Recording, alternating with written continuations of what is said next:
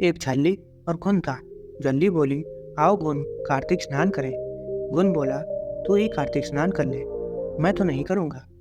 घुन की बात सुनकर झल्ली तो राजा की लड़की के पल्ले से लगकर कार्तिक स्नान कर लेती, लेकिन घुन ने झल्ली के कहने से कार्तिक स्नान नहीं किया।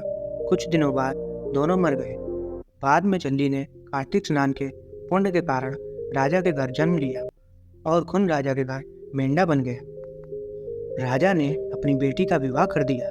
बेटी ससुराल जाने लगी तो उसने अपनी पालकी रुकवा दी। तो राजा ने पूछा, क्या हुआ बेटी? तो लड़की बोली, पिताजी, मुझे ये मेंढा चाहिए। तब राजा बोला, बेटी तूने ये क्या मांगा? मांगना था तो धन दौलत ले ले, पर तू इसका क्या करेगी? लेकिन लड़की नहीं मानी और बोली, नहीं, मुझे तो यही चाहिए। मेंढे को रस्से से बांध दिया गया। महल में पहुंचने पर मेंढे को महल के नीचे बांध दिया गया था। जब लड़की नीचे उतरती तो मेंढा कहता, मुझे पानी पिला दे।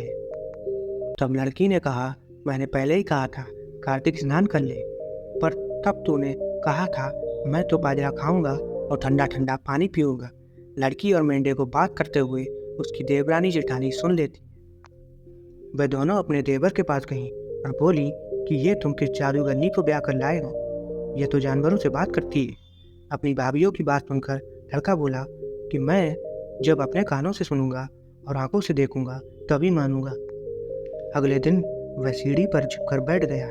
उसकी पत्नी आई और मेंढे ने उससे फिर वही बात कही, जिस पर रानी ने भी वही जवाब दिया। ये सब देखकर वह राजकुमार तलवार निकालकर सामने आया और बोला कि तुम जानवर से कैसे बात कर सकती हो? बताओ कि तुम कौन हो? उसकी पत्नी ने उससे बहुत कहा कि औरत का भेद नहीं खोलना चाहिए, लेकिन वह नहीं माना और बोला, मुझे सब जानना है। राजकुमार की जिद के आगे उसकी पत्नी हार गई और उसने पिछले जन्म की सारी बात उसे बता दी कि वह पिछले जन्म में झल्ली थी और ये मेंढा घुन था।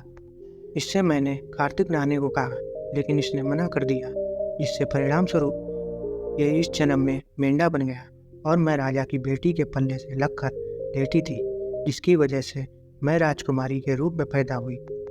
इसलिए मैं तो इससे पिछले जन्म की बात कर रही थी। सारी बात सुनकर राजकुमार बोला, क्या कार्तिक स्नान का इतना पुण्य मिलता है? रानी ने कहा, हाँ, बहुत पुण्य मिलता है।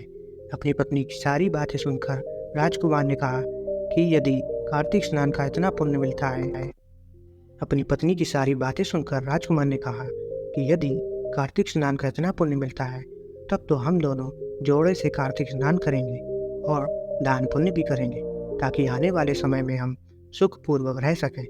दोनों ने जब जोड़े से स्नान किया तो उनके पास काफ़ी धन हो गया। हे कार्तिक महाराज, जैसा आपने झल्ली को फल दिया वैसा ही सभी को देना।